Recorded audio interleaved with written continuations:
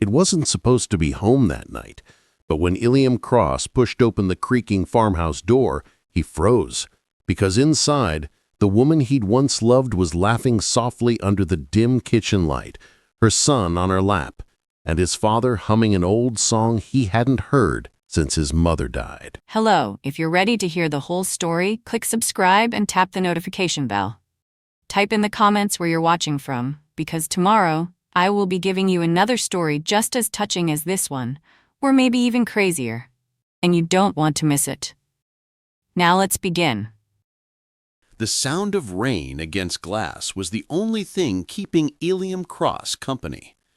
Beyond the wide windows of his Boise penthouse, the city shimmered with silver light, small and self-contained, a valley of ambition hemmed in by mountains. Inside, everything gleamed, polished floors, neat stacks of contracts, the faint buzz of muted television news praising his agri-tech company's record profits. He should have felt proud. He didn't. A single desk lamp cast his reflection in the window, sharp suit, tired eyes, the faintest streak of gray at his temples. The world called him a visionary farmer turned billionaire innovator, the man who turned soil into gold. But wealth had become another kind of drought, one that no irrigation could fix. He turned the TV off. Silence fell, thick and sterile. On the corner of his desk sat a small frame, his mother's photo, taken before she died, smiling in front of the Cross farmhouse in Willowmere, Kansas. Her eyes had that soft defiance of small-town women, people who didn't need the world to tell them what mattered. Iliam brushed a speck of dust from the frame and muttered, "Guess I forgot what mattered, didn't I?" A knock interrupted the quiet. His assistant, Reed, poked his head in. "Mr. Cross, the investors' dinner in Seattle's been canceled. Flights grounded from the storm system." "Storm system," Iliam repeated, eyes drifting toward the rain. He could almost hear the thunder roll across Kansas fields, smell the ozone and damp earth. Reed hesitated. "Should I reschedule for next week?" Iliam straightened, making the decision before logic caught up. "No. Clear my schedule. I'm heading home for a few days." Reed blinked. "Home, sir?" "Willowmere," Iliam said, voice low, certain. "The farm." He didn't explain. He didn't need to. Within the hour, he was behind the wheel of his black truck, rain still clinging to the windshield like the past refusing to let go. Willowmere, Kansas. The air was alive here, carrying the scent of hay and distant storms. In the Cross farmhouse, light spilled through lace curtains onto a kitchen filled with noise and warmth. Haven Lee leaned over the counter, stirring a pot of stew that had been simmering since dusk. Steam fogged the window, blurring the view of wheat fields swaying in twilight. She hummed softly to a tune that wasn't on the radio, just something that lived in her head. One of those songs mothers pass down without realizing it. "Mom, Mom, look!" Her 7-year-old son, Noah, stood on a chair, balancing a cornbread loaf on his head like a circus act. "Noah Cross," she teased, wiping her hands, "if that hits the floor, you're eating dust for dinner." He giggled. "You said not to waste food." "Exactly," she said, catching the loaf mid-tilt. "Now sit before your grandpa thinks I'm raising a wild coyote." Across the room, Samuel Cross chuckled, his voice rasping like gravel. "Kid's got better balance than you ever did, Haven." She smiled. Maybe so, but he gets his stubborn streak from you, Sam." Sam waved her off, coughing softly into a handkerchief when he thought she wasn't looking. His frame had thinned, shoulders sagging under invisible weight. But his eyes, those proud Cross eyes, still burned steady. "You should sit," she said gently. He smirked. "If I sit, I won't stand again till morning.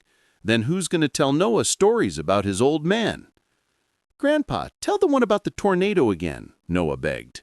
Sam winked. "Only if you promise not to go chasing one yourself someday." Haven shook her head, smiling, but her heart was tight. Sam's health was worse than he'd admit. Every laugh seemed to cost him breath. Still, she didn't argue. She'd learned the cross men fought kindness like it was a weakness. Outside, the sky deepened from lilac to charcoal. The wheat swayed restlessly in the wind.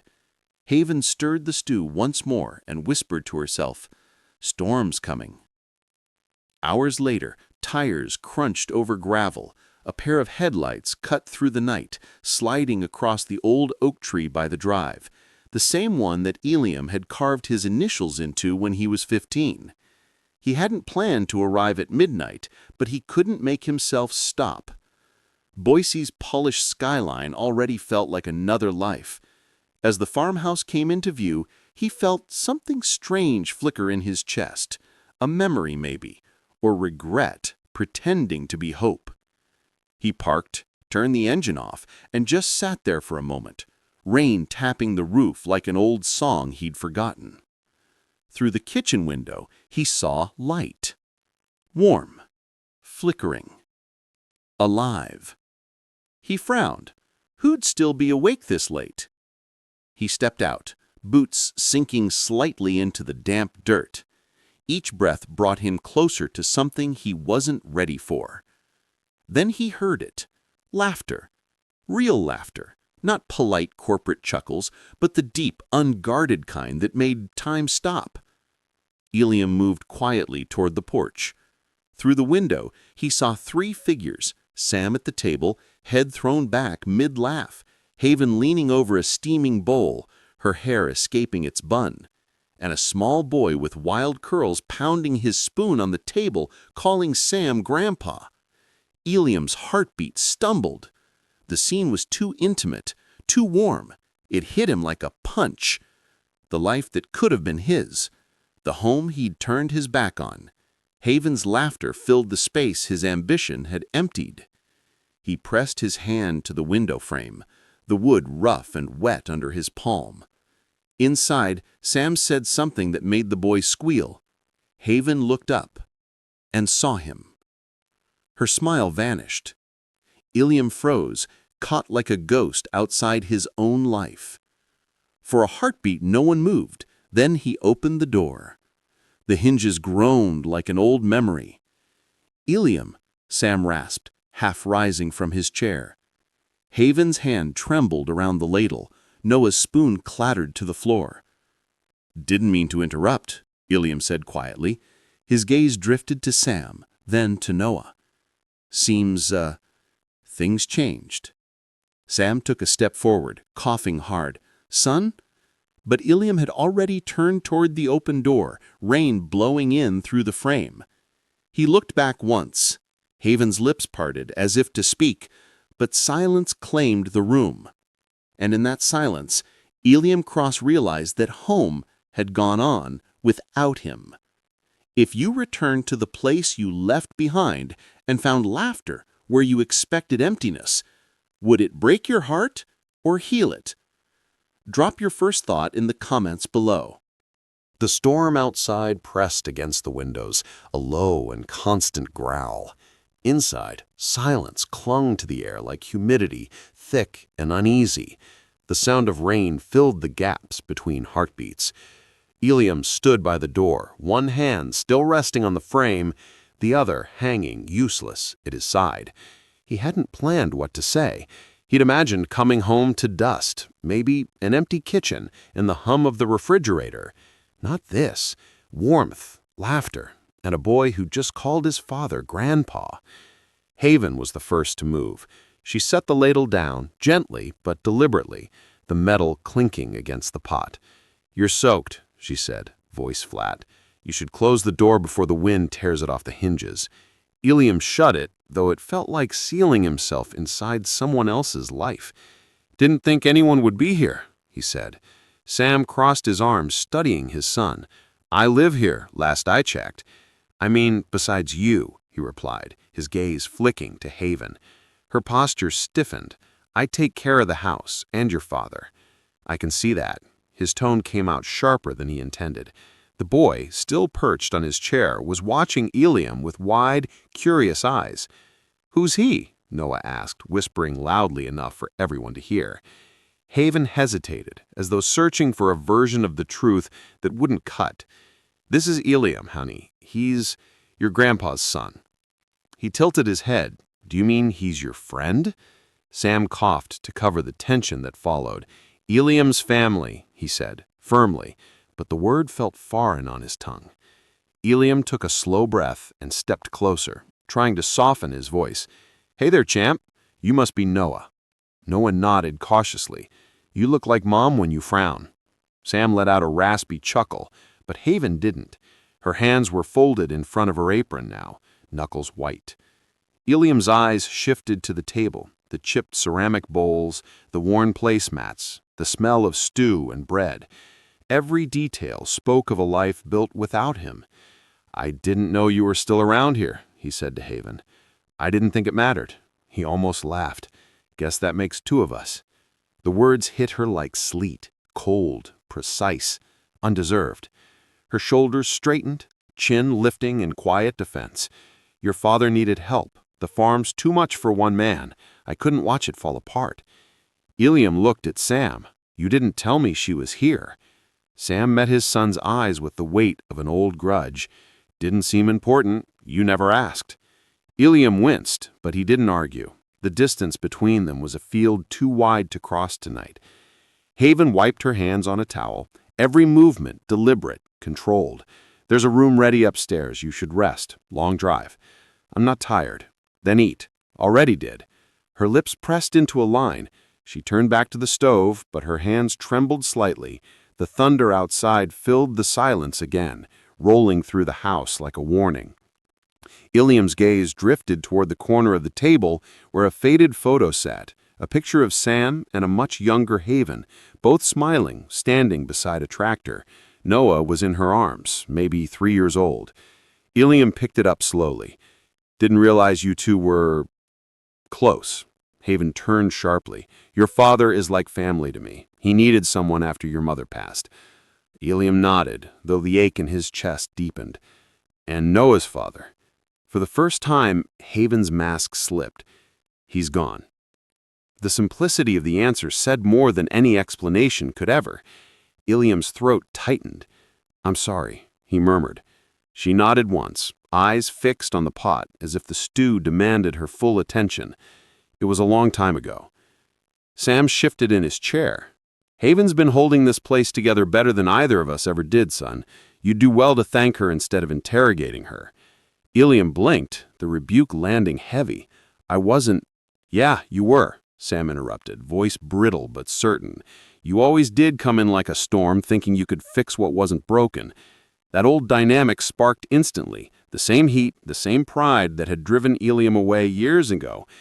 Haven set down her towel and cut between them like a barrier. "That's enough, both of you." The sharpness in her voice silenced them both. Noah looked from face to face, confused by the tension humming through the room. "Mom?" She forced a smile, soft and brave. "It's nothing, baby. Why don't you get ready for bed? Grandpa'll tuck you in soon." Noah slid off his chair and ran down the hall. His small footsteps faded up the stairs. The air changed once he was gone. Ilium rubbed the back of his neck. "Didn't mean to cause a scene. You never do, but you always do." He looked at her then, really looked at her. The years had added lines around her eyes, but they hadn't dulled her. If anything, time had made her stronger, steadier. The girl he remembered had been sunlight and laughter. The woman before him was something else entirely, rooted, fierce, unshakable. "I didn't know you were still here," he admitted. "I didn't think you'd ever come back." Their words hovered between them, close enough to touch, too dangerous to hold. Sam rose slowly, leaning on the table for balance. "I'm turning in. You two can sort out your ghosts without me." He shuffled down the hall, leaving them alone with the soft rattle of rain on the roof. Haven leaned against the counter, arms folded, eyes fixed on the window. "You shouldn't have come without calling." Would it have made a difference? She didn't answer. Ilium took a step closer, the space between them filled with the scent of stew and storm. "You're angry." "I'm tired." "Of what?" of men who leave and act surprised when the world keeps turning. The words cut deep. He couldn't argue. Lightning flashed outside, throwing her profile into sharp relief, the curve of her jaw, the resolve in her expression. In that moment, Ilium realized how much of her he'd forgotten. The way she used to squint when she was hurt, the way silence said more than words ever could. "I didn't come to take anything," he said finally. "I just wanted to see the place, see him, and now you have." The finality in her tone was a wall he didn't yet know how to climb. Ilium exhaled, nodding once. "I'll stay out of your way. You do that." He turned toward the stairs, his footsteps heavy against the wood. But halfway up, he paused and looked back. Haven hadn't moved. She stood in the same spot, arms crossed, staring into the storm, as if searching for something she'd lost years ago. For the first time in years, Ilium felt small inside his own home. He went upstairs without another word, and below, Haven's quiet exhale filled the silence he left behind. Outside, the storm began to fade, but the one inside the house had only just begun. "Did you sleep at all?" The voice came from the hallway, low and edged with concern. Sam stood leaning on the doorframe of the guest room, one hand pressed against his ribs, a faint wheeze undercutting each word. Ilium, half dressed in a gray shirt and jeans, looked up from his suitcase. "A little. You?" Sam smiled faintly. "Old men don't sleep. We just close our eyes and hope the night forgets us." Ilium zipped the bag shut with unnecessary force. "You should see a doctor, Dad." "Already have. And they said I'm old." The flippant tone made Ilium's jaw tighten. "You're coughing blood." Sam's gaze hardened. "You always like turning everything into a crisis. I'm fine." "That's not fine. That's life." For a moment, they just stared at each other, the weight of 8 years pressing down between them. Outside, the first light of morning seeped through the curtains, painting the room in muted gold. "You're not staying long, are you?" Sam asked finally. Ilium exhaled through his nose. "I don't know yet." "You never do." Ilium's lips twitched. "Guess that runs in the family." Sam let out a brittle laugh. "Guess it does." He turned to leave, but stopped at the door. "Don't go picking fights with that woman downstairs. She's done more for this farm than any of us." "I wasn't planning to." Sam raised an eyebrow. "You already started last night." And then he was gone, footsteps fading down the hall. Downstairs, sunlight broke through the clouds, slanting across the kitchen table. Haven was already up, hair pulled back, sleeves rolled, sorting through bills and supply orders with a cup of coffee beside her. Ilium hovered in the doorway for a moment before saying, "You're up early. Farm doesn't run on billionaire hours." He almost smiled. "Still have that sharp tongue." She didn't look up. "Still have that habit of showing up when it's least convenient." He walked to the counter, eyeing the stack of papers. "You've been handling all this?" "Someone had to." "I could have hired people." "You did," she said evenly, finally meeting his gaze. "They quit when the roof leaked, and your father refused to pay them until the work was done." Ilium rubbed the back of his neck, a mix of guilt and defensiveness rising. "He's stubborn." "He's lonely," she corrected. "There's a difference." He leaned against the counter beside her. "You talk like you know him better than I do." Her eyes flicked to him, calm but sharp. "Maybe I do." The words landed heavy. Ilium swallowed, watching her turn back to the papers. The air smelled of coffee and rain-soaked earth through the open window. "I didn't mean to upset Noah." "You didn't?" He looked scared. "He's 7, she replied, jotting a note in the margin. "New faces confuse him." "I'm not a stranger." She looked at him fully now, eyes steady and cool. "Aren't you?" That silenced him. He turned toward the window, staring out at the fields that had once been his world. Wheat stretched for miles, shimmering under the rising sun. The sight should have filled him with pride. It didn't. He called Sam Grandpa, he said quietly. You didn't correct him. Haven's pen froze mid-scribble. Because he is, in every way that matters. Ilium's breath caught. And you? What about you? I used to think this was my home. It was, she said softly. Then you left. Her words carried no anger, only truth. That hurt more than accusation ever could. He turned, leaning on the counter beside her, their shoulders almost touching. You don't think I regret it? I think regret's easier when you have a cushion of cash to land on. His eyes darkened. That's not fair. Neither is life. Their voices rose with the tension until Sam's voice drifted in from the porch. You two gonna argue all morning, or someone gonna fix that fence before the horses wander off? Haven grabbed her coat. I'll handle it. No, you're not doing it alone. I've been doing it alone for years. Not today. She hesitated, then sighed, tossing him a pair of gloves. Fine, but don't slow me down. The field was still damp from the night's storm. The air smelled of mud and wet hay. Haven walked ahead, boots sinking slightly into the soil.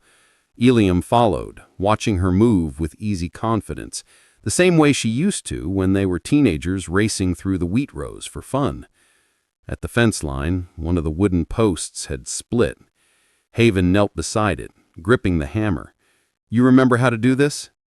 He knelt beside her, taking the tool. Like riding a bike, right? Except bikes don't weigh 1,200 pounds and wander off when you mess up. Her dry humor tugged a reluctant smile from him. They worked in silence, the rhythmic thud of the hammer blended with birdsong. After a few minutes, she said, You left without saying goodbye. He froze mid-swing. I didn't think it mattered then. It mattered to everyone. I told your father. I'm not my father. The hammer fell again, hard enough to drive the nail clean through the wood. Ilium looked up at her, voice low. You think I don't remember the day I left? I remember everything. The sound of the train, the look on your face when I didn't turn around. Her eyes glimmered, but she kept working. Then you remember right. A gust of wind lifted her hair across her face. He wanted to reach out, tuck it back like he used to, but didn't dare. The silence stretched again, charged and fragile. Finally she stood, wiping her hands on her jeans. That's the last one. Ilium rose too, glancing toward the horizon. You ever think about leaving? Every day. Why don't you? She looked toward the farmhouse, where smoke curled from the chimney. Because somebody has to stay. He followed her gaze, then nodded slowly. I was never good at staying. I noticed. Their eyes met, something old and dangerous flickering there. The wind carried the faint scent of wildflowers and rain, and for a heartbeat, the years between them vanished. But just as quickly, she turned away. You should head into town later, she said briskly. People will want to see you. Make sure they know the big man came home. I didn't come for them. Then why are you here? Ilium didn't answer. He couldn't. She looked back at him one last time, the distance between them heavier than the years themselves. Until you figure that out, maybe stay out of my way. And with that, she walked off toward the barn, leaving him standing in the field, surrounded by everything he'd built and everything he'd lost. The wind whispered through the wheat, carrying his mother's old words like a prayer. Don't wait too long to come home, Ilium. Places remember who loves them. He closed his eyes, but the words didn't fade. The old barn groaned under the weight of the wind, its rafters creaking like tired bones. Haven was inside, wrestling a bale of hay onto the flatbed, when Ilium appeared at the door, his jacket speckled with mud. You're supposed to be resting, she said without turning. I don't rest well, not in that house. Then go back to Boise. I'm sure the air's thinner up there. He stepped closer, leaning one shoulder against the wooden frame. I came to help. You already did. How's that? By reminding me I'm better off doing things alone. Ilium exhaled slowly, fighting the urge to snap back. You were always stubborn. I learned from the best." The words hung between them, not playful, heavy, edged with memory. She tried to lift another bale, but her hand slipped. Ilium caught it mid-fall, his hand brushing hers. She flinched, and he felt it like static through his chest. "Let go," she said quietly. He did, but the moment lingered. That night the storm returned without warning. Rain hammered the tin roof, and thunder rolled across the plains like a furious heartbeat. The power flickered once, twice, then went out completely, plunging the farmhouse into darkness. "Generator's dead," Sam muttered, coughing, as he grabbed a flashlight. "We'll need to check the main line." "You're not going out in this," Haven said sharply. Ilium was already grabbing his coat. "I'll go." She spun on him. "You don't even know where it is anymore." "Then show me." She opened her mouth to argue, but the light stayed dark, and Sam's cough deepened. She swore under her breath. "Fine, but stay close." They stepped into the storm, the flashlight beam slicing through the rain. Mud sucked at their boots as they trudged toward the back field, where the power line had been known to sag during storms. Lightning split the sky, lighting the fields like day for an instant. "Remember when we used to run out here barefoot?" Ilium shouted over the wind. Haven half laughed, half snorted. "Yeah, and your mom would chase us with a towel, yelling about snakes." "She was right once." "She usually was." They reached the downed line. Snapped clean, sparking faintly where it met the ground. Ilium crouched low, motioning her back. "Stay there. If this thing's live—" "I know what I'm doing," she interrupted, already pulling on the rubber gloves from her pocket. He stared at her. "You carry those around? You'd be surprised what I prepare for." They together worked in tense coordination, their movements in rhythm despite years apart. The smell of ozone filled the air, the hiss of rain masking the sound of their breathing. When the line was finally safe, Haven stepped back, brushing wet hair from her face. "As good as it's gonna get." Ilium nodded, his pulse still racing. "You always like saving the day?" She gave a weary smile. "Someone has to." They turned back toward the farmhouse, soaked and shivering. Inside, the flicker of candlelight painted the kitchen in gold. Sam was seated at the table, pale and trembling. "Dad?" Ilium rushed to his side. Sam tried to wave him off. "Just tired." But before he could finish, he doubled over in a coughing fit so violent it rattled the table. Blood speckled the handkerchief he pressed to his mouth. Haven grabbed a glass of water and crouched beside him. "Sam, you need to lie down." Ilium's heart pounded. "We're going to the hospital." "No," Sam rasped. "Ain't leaving this house." "You don't have a choice." Sam's eyes found his son's, full of stubborn fire. "You always think that, boy, but we all got choices, even at the end." The words sent a chill through Ilium. He looked at Haven, who shook her head gently, eyes glistening. "I'll sit with him," she whispered. "You should get some rest." "I'm not leaving him." "Then at least change your clothes. You're freezing." Ilium hesitated, then nodded reluctantly. He trudged upstairs, stripping off his soaked shirt, his mind racing with the image of his father's trembling hands and Haven's steady calm. When he came back down, Sam was asleep, his breathing shallow. Haven sat nearby, reading by candlelight, her eyes shadowed with exhaustion. "You've been doing this every night, haven't you?" She didn't look up. "Some nights are worse." He studied her face, the faint lines of fatigue. "You shouldn't have to." She turned a page. "It's what family does." "I thought I stopped being family a long time ago." "You stopped being present. That's not the same thing." The house was quiet, except for the ticking of the old wall clock. Ilium's throat tightened. "Why didn't you tell me he was this bad?" "Because you wouldn't have come." He flinched. She wasn't wrong.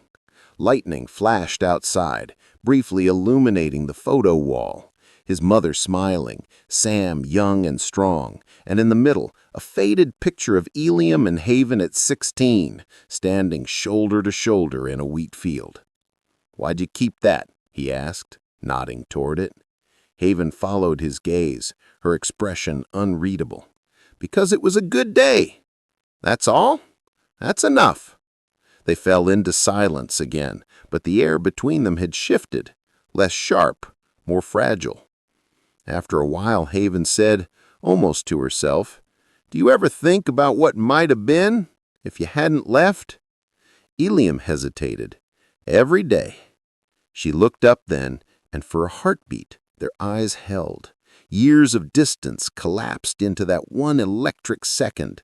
But Sam stirred, coughing softly, breaking the spell. Haven rose and adjusted his blanket. "You should get some sleep," she said. Eliam stood slowly. "So should you," she managed. He lingered in the doorway, wanting to say something. "Thank you. I'm sorry. Don't shut me out again." But none of it felt like enough. Instead, he said quietly, "You're not alone anymore, Haven." She didn't turn around. "We'll see." He left her in the candlelight, the storm's final drops tapping against the window pane. If you were in Haven's shoes, would you let Eliam back into your life after the years of silence, or keep your peace and protect him at a distance? Drop your thoughts in the comments. I'd love to know which side you're on.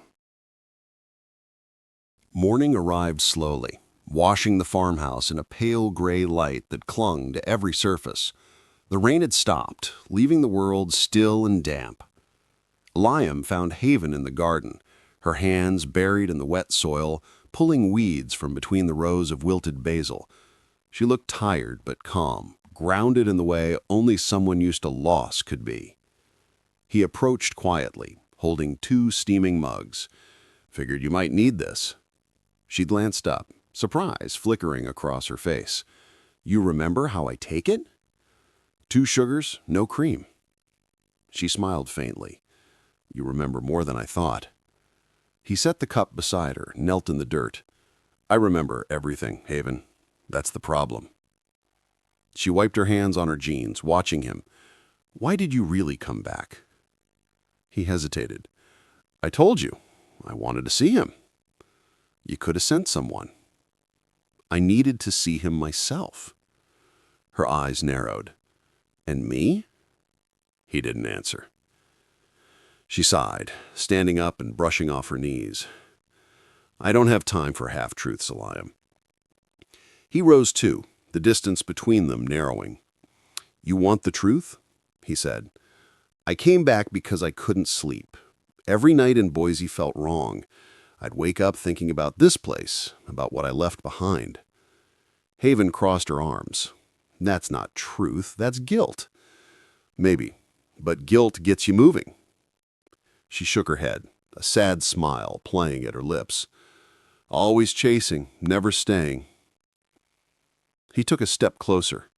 "Why are you still angry?" "Because you promised you'd come back," she said softly. "You promised you'd write. And when you didn't, I had to explain to everyone why you'd vanished. I had to explain to myself." He opened his mouth, then shut it. There was nothing to say that wouldn't sound like an excuse. "You don't owe me an apology," she continued. "You just owe your father time before it runs out." Her words cut through the morning air like frost. He nodded, swallowing hard. "You think he's dying?" She looked down at her hands, fingers trembling. "I know he is." He stared at her. "He told you?" He didn't have to. Eliam turned toward the horizon, his chest tightening. He always thought he was invincible. Maybe he just didn't want to die alone. The silence that followed was heavy, filled with everything they'd both refused to say for years. Later that afternoon, Eliam found himself in the attic, searching through old boxes. Dust coated the air, glowing in shafts of light from a cracked window. He opened one labeled Maggie's Things, his mother's handwriting, faded but familiar. Inside were photographs, recipes, and a bundle of letters tied with string. He untied them, expecting the sweet, simple words of a woman who'd loved her husband more than life. Instead, the first letter was addressed to Eliam. "My boy," it began. "If you're reading this, it means I never got the chance to tell you how proud I am. But don't mistake pride for peace. You run because you're afraid to stay still. Promise me you'll come home before your father forgets how to forgive." The handwriting wavered near the end, smudged with tears. Eliam's throat burned as he read it again, then folded the letter carefully and slid it into his jacket pocket. Behind him, the floor creaked. Haven stood at the top of the stairs, holding a stack of linens. "Didn't mean to interrupt." "You didn't." Her eyes drifted to the open box. "Your mother wrote letters?" "Looks like it." "She was a good woman," Haven said quietly. "When my dad died, she brought food every week for months. I never forgot that." Eliam nodded. "She had a way of seeing people." Haven stepped closer, setting the linens on a chest. "What did she write to you?" He hesitated, then handed her the letter. She read in silence, her expression softening with every line. When she looked up, there were tears in her eyes. "She knew you'd come back one day." "Guess she had more faith in me than I did." They stood there for a long moment, surrounded by ghosts and dust and memory. Haven traced her finger over her mother's signature. "Your mom was the one who convinced me to stay on after you left. Said the farm needed steady hands." Eliam blinked. "You stayed because of her?" "I stayed because she believed in me," Haven said, "and because she believed you'd find your way home." He exhaled slowly. She was wrong for a long time.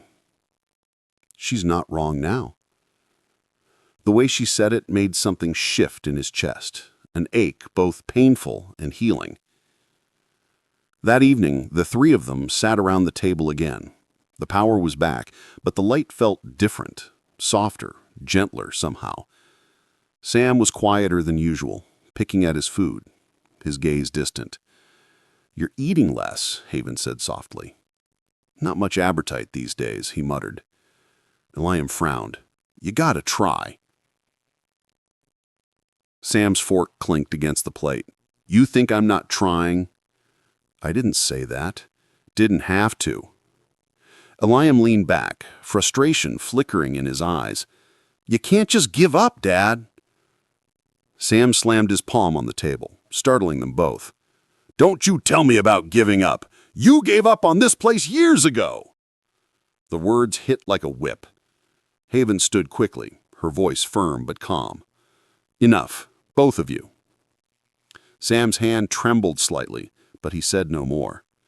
Eliam's jaw tightened. "He's right," he said finally, his voice low. "I did give up, but I'm here now."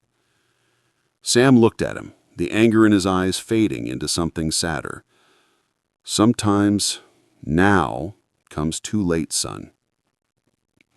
Eliam swallowed hard. "Maybe, but I'm still staying."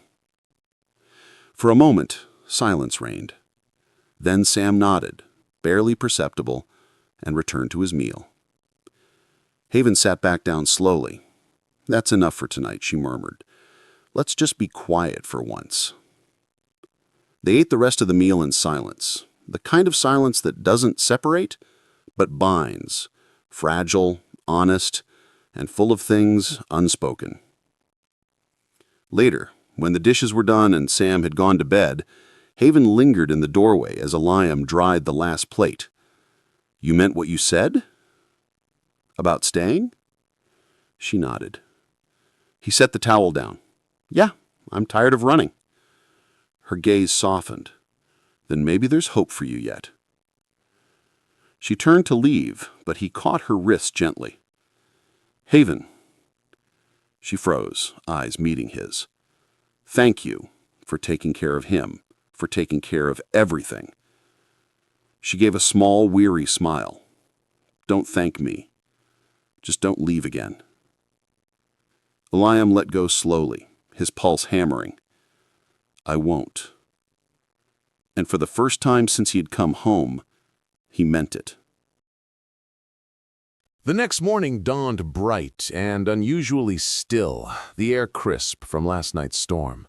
The fields shimmered gold under the early light. Lyman stood on the porch with a cup of coffee, listening to the soft hum of life returning to the farm.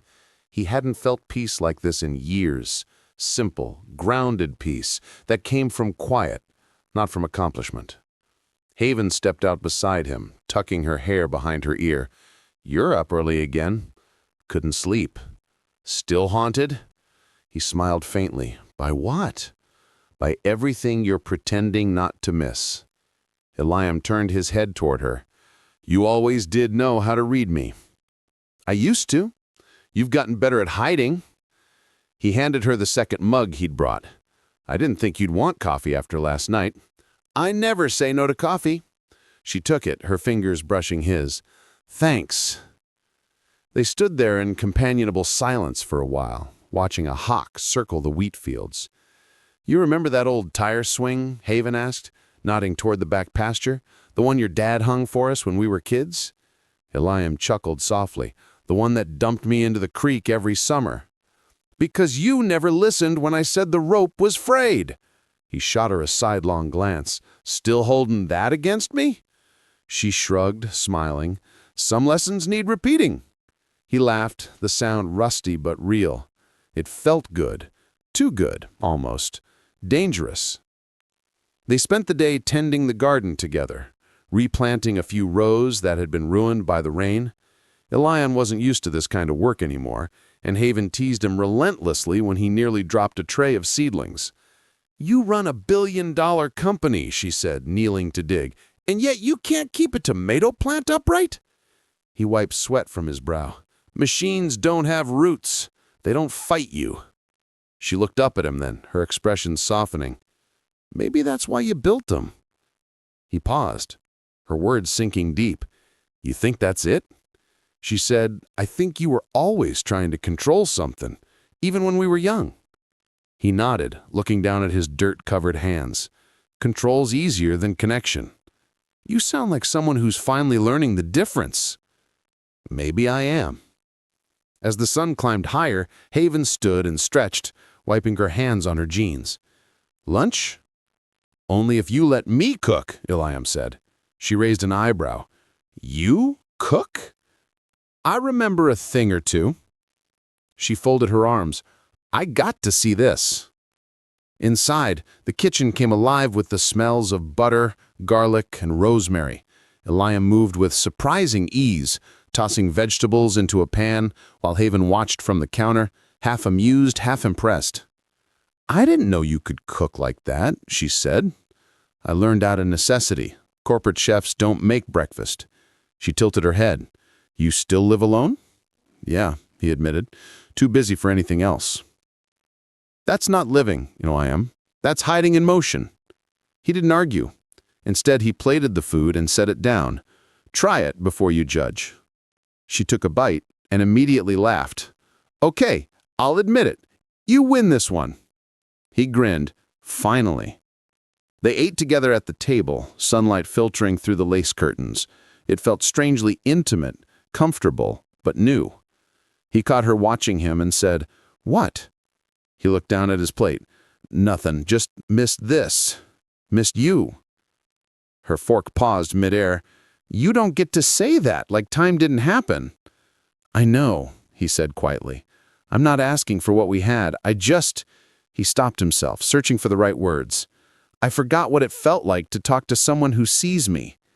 Haven set her fork down gently. "Then maybe it's time you start seeing yourself too." The room fell silent, thick with something neither of them dared name. That evening, Haven took Eliam to the old pond behind the orchard.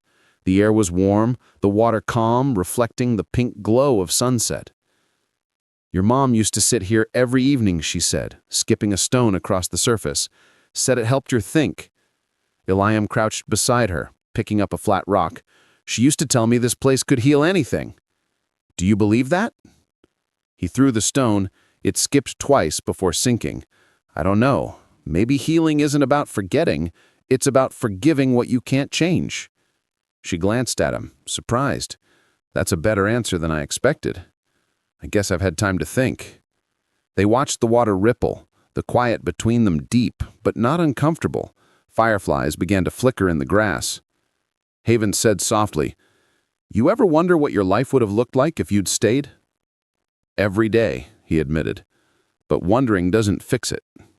"No," she said, "but maybe talking does." He turned to her, eyes catching the fading light. "What do you want to know?"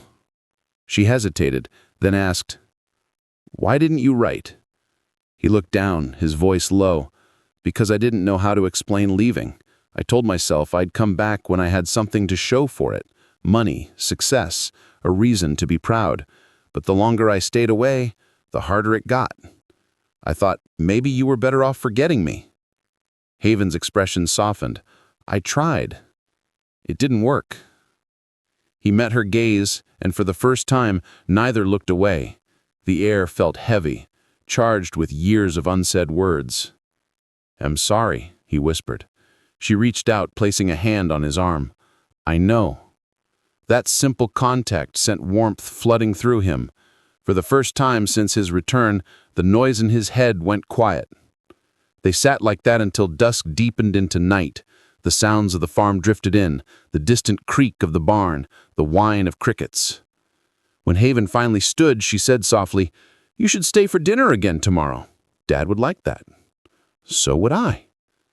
She turned to go, then paused, looking back. "Ilium?" "Yeah?" "Don't disappear again." "I won't." He meant it more than he ever had before. And as she walked away, fireflies tracing golden paths around her, Ilium realized something profound. He wasn't just rediscovering a place, he was rediscovering himself in the eyes of the woman who had always believed he'd come home. The next few days passed in quiet rhythm. Mornings spent repairing fences, afternoons in the fields, evenings on the porch as the sun sank behind the cottonwoods. Ilium began to feel something close to belonging. Haven had stopped keeping her distance. Sam had started asking him for help with small tasks. For a brief moment, it felt like the world had stopped running away from him. Then, everything cracked. It began with a phone call. Ilium was in the barn, mending a section of the stall door, when his phone buzzed on the workbench. The caller ID flashed, Rogan Enterprises, legal. His stomach dropped.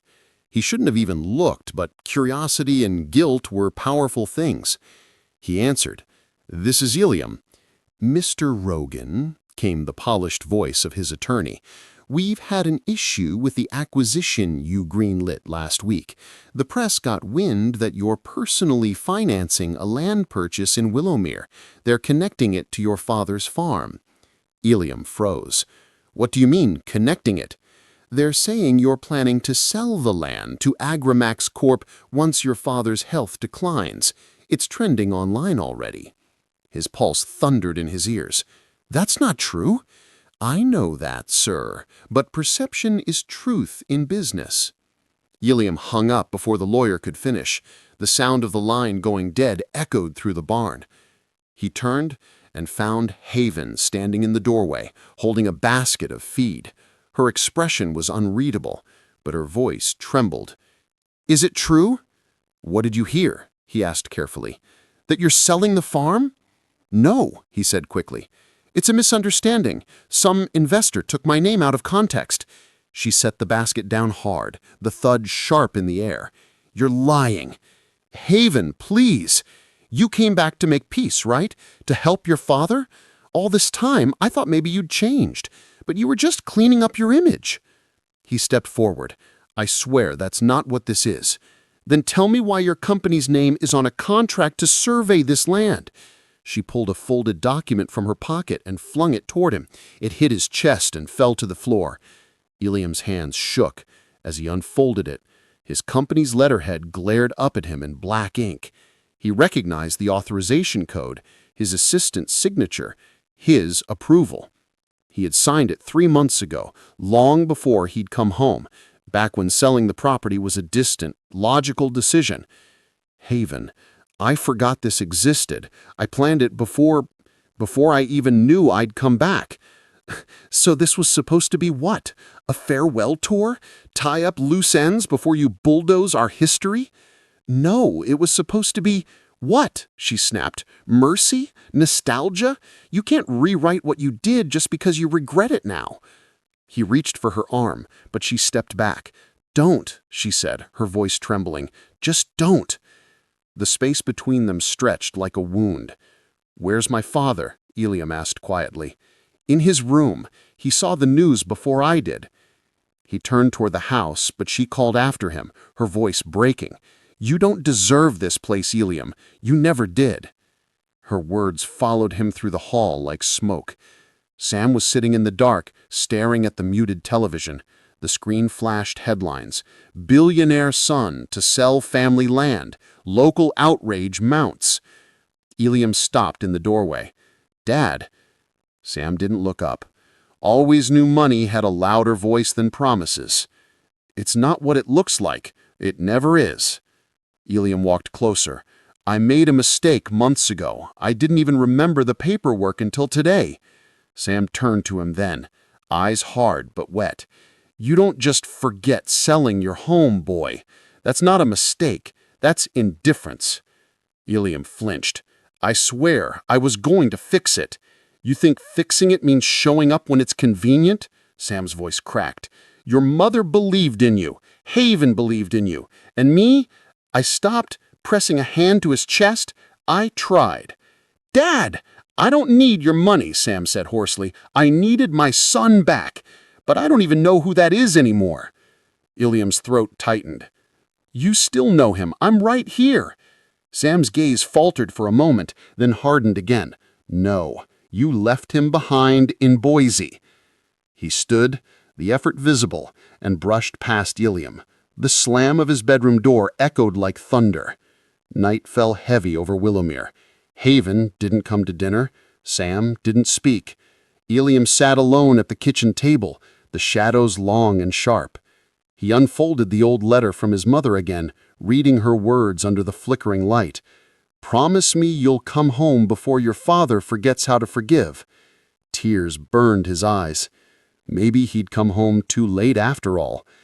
He thought of Haven, her face, her laughter, the way she had said his name like it still mattered. That memory hurt. He wanted to fix everything, but for the first time he didn't know how. The empire he had built couldn't buy absolution. The soil beneath his boots no longer felt like it belonged to him. Outside, a storm gathered again, wind rattling the windows. The house groaned. Somewhere in the distance, a screen door banged open and shut. Ilium rose slowly, walked out onto the porch, and let the rain hit his face. He closed his eyes and whispered into the night, What have I done? The wind didn't answer. Only the echo of Haven's voice lingered. Don't leave again. But this time, it wasn't leaving that terrified him. It was staying and realizing he might have already lost everything worth staying for. If you were in Haven's place, betrayed by someone you once trusted with your whole heart, would you walk away for good, or give them one final chance to make it right? Tell me below, what would you do? The rain lasted through the night, turning the fields into rivers of silver. By morning, the house felt empty, colder somehow. Haven was gone. Her truck was missing from the drive, and the kitchen carried only the scent of wet earth and coffee gone stale. Ilium found a note on the counter, written in her careful hand. I need space. He doesn't want to see you, and I don't know if I can. The farm will survive the week without you here. Can you say the same for yourself? He read it twice, then folded it and slipped it into his jacket. His chest felt hollow. Every instinct screamed at him to chase after her, to make her see the truth, but something in her words stopped him.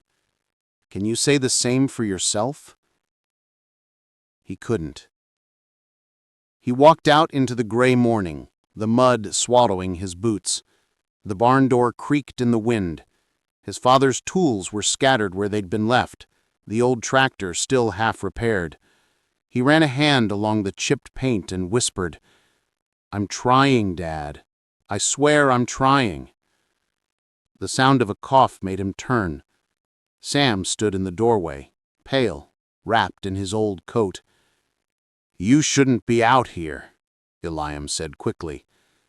Sam gave a dry laugh. "And you should?" Eliam hesitated. "I was fixing the tractor. Figured it's something useful I can still do." Sam walked closer, leaning heavily on the doorframe. "You don't fix what's not broken, and that machine still runs fine." "Then what's broken?" Eliam asked quietly. Sam looked at him for a long moment. "Us."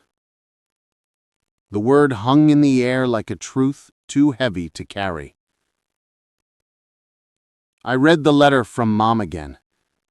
She asked me to come home before you forgot how to forgive." Sam's face softened, the fight leaving him. "Maybe I never forgot. Maybe I just didn't recognize the man standing in front of me. And still him. I just lost my way." Sam studied his son's face, seeing the exhaustion, the remorse, the desperate sincerity there. Slowly, he nodded. "Then prove it. Stay. Don't just talk about it. Stay." "I will, even if Haven never forgives me." Sam managed a faint smile without opening his eyes. "She will. She's got your mother's stubborn heart." He turned and coughed again, clutching his chest. Eliam reached to steady him. "You need to rest." Sam nodded weakly. "Help me back inside." They moved slowly through the rain toward the porch. Halfway there, Sam stopped, gripping Eliam's arm. "You know," he said between breaths, "the day you left, your mother told me you'd come back when the world stopped making sense." Eliam's throat tightened. "Maybe it finally has." Sam's gaze was distant. "Then don't waste the second chance. Life only gives so many." They stepped inside, dripping onto the worn floorboards. Eliam helped him into his chair by the window. Sam's breathing steadied, his eyes closing. "Go find her," he murmured. "You've done what you can here. Now fix the rest." Eliam hesitated. "You'll be all right?" Sam smiled faintly without opening his eyes. "I'm an old man sitting in his favorite chair. I've been worse." Eliam nodded slowly. He went upstairs, grabbed his coat and keys, and drove out into the rain. He found Haven at the edge of the orchard near the pond, standing beneath the willow where they'd sat just nights before. Her hood was pulled up, rain dripping from its edges. She didn't turn when his truck stopped. He stepped out into the mud and walked toward her. "You left early," he said softly. "I needed air," she replied, her voice barely audible over the rain. "I got your note." "Then you know everything there is to know." "Not yet." She finally looked at him. "Why are you here, Eliam? To explain? To make it sound noble?" "No. To tell you I'm not selling. I withdrew the contract this morning." Her eyes flickered. "You can't just undo something like that."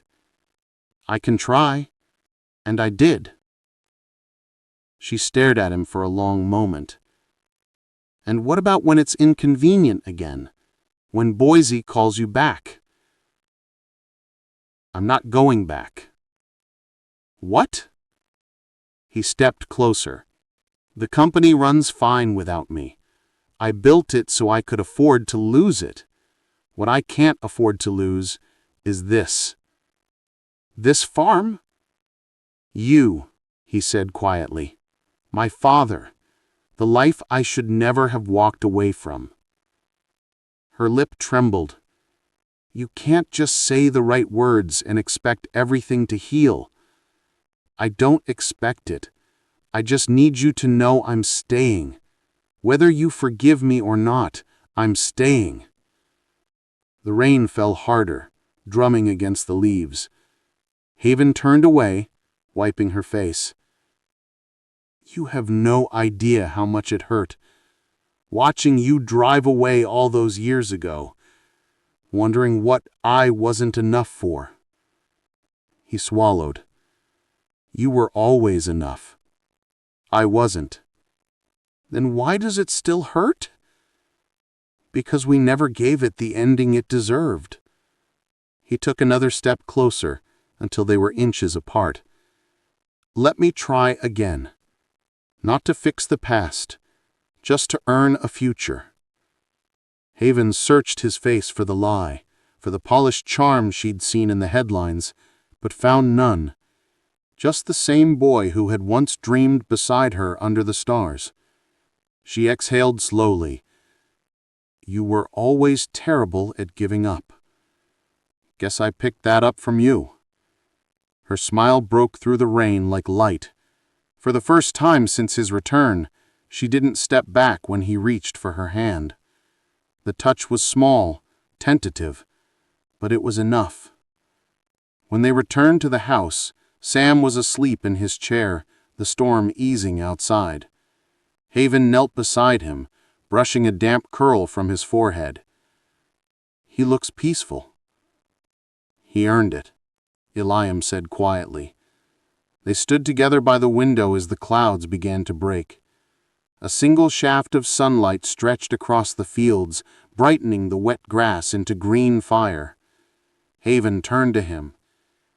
"You really mean to stay?" "I've never meant anything more." "Then maybe," she said softly, "we can start from here." He nodded, eyes on the horizon. "From here sounds just right." The world outside smelled of rain and renewal. For the first time in years, Eliam felt something unshakable bloom inside him. Hope that didn't depend on profit or pride, only on presence. And in that fragile quiet, he realized the truth of his mother's words. Forgiveness isn't granted. It's lived, one honest day at a time. The days that followed were quiet but full. The storms passed, leaving the earth rich and alive. Eliam kept his promise. He stayed. He worked the fields with his father when Sam's strength allowed, and when it didn't, he sat with him by the window, reading aloud from the old farm journals his mother had kept. Every morning began the same, coffee brewing before dawn, Haven humming softly somewhere in the kitchen. Sometimes she didn't speak much, but she was there, and that was enough. One afternoon, as sunlight spilled through the barn doors, Eliam repaired the old tire swing they'd talked about. The rope was new, the wood freshly sanded, but the tree was the same, steady, unshaken. Haven watched from the porch, her arms folded, a faint smile tugging at her lips.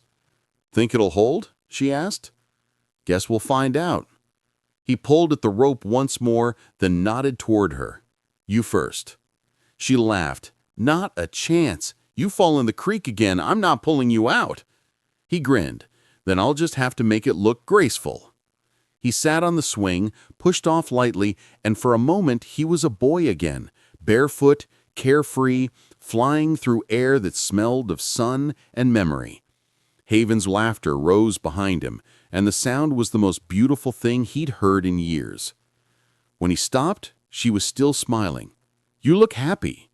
"I am," he said. "You?" She nodded. "It's strange. I didn't think we'd ever get here." He walked toward her, the grass soft beneath his boots. "Neither did I." She looked past him at the fields stretching golden toward the horizon. "Your mom would have loved this." He followed her gaze. "I think she does." Later that week, Sam fell ill again. The fever came fast, stealing his breath and color. Eliam stayed by his side through the night, Haven nearby, whispering quiet prayers under her breath. At dawn, the fever broke. Sam stirred, eyes fluttering open. "You two still here?" he rasped. "Where else would we be?" Eliam said, holding his hand. Sam smiled weakly. "I didn't think I'd live to see the two of you under one roof again." "You did more than see it," Haven said softly. "You made it happen." He turned his gaze toward Eliam. "You fixed what mattered. That's all I ever wanted." Eliam felt tears burn at the back of his eyes. "I wish I'd done it sooner." Sam squeezed his hand. "Doesn't matter when, just that you did." He drifted back to sleep, his breathing slow but steady. Haven touched Eliam's shoulder. "He'll be all right." Eliam nodded, voice barely above a whisper. "He's tougher than anyone gives him credit for." By midsummer, life on the farm had settled into a rhythm again. Eliam planted new crops, expanded the irrigation, and repaired the fences that had long since fallen into disrepair. He hired locals, paid them well, and opened the old barn for community gatherings on weekends, just like his mother used to. The town, once skeptical of his return, began to warm to him. Even the old sheriff tipped his hat whenever Eliam passed on the dirt road. One evening, a small crowd gathered at the farmhouse for the first harvest dinner of the season. Strings of lights glowed between the trees, and laughter filled the air. Haven moved easily among the guests, her dress brushing the grass, her smile soft and real. When the night grew quiet, Eliam found her standing near the edge of the porch, looking out toward the moonlit fields. "Remember when you said you didn't believe people could change?" he asked. She glanced back, a small smile touching her lips.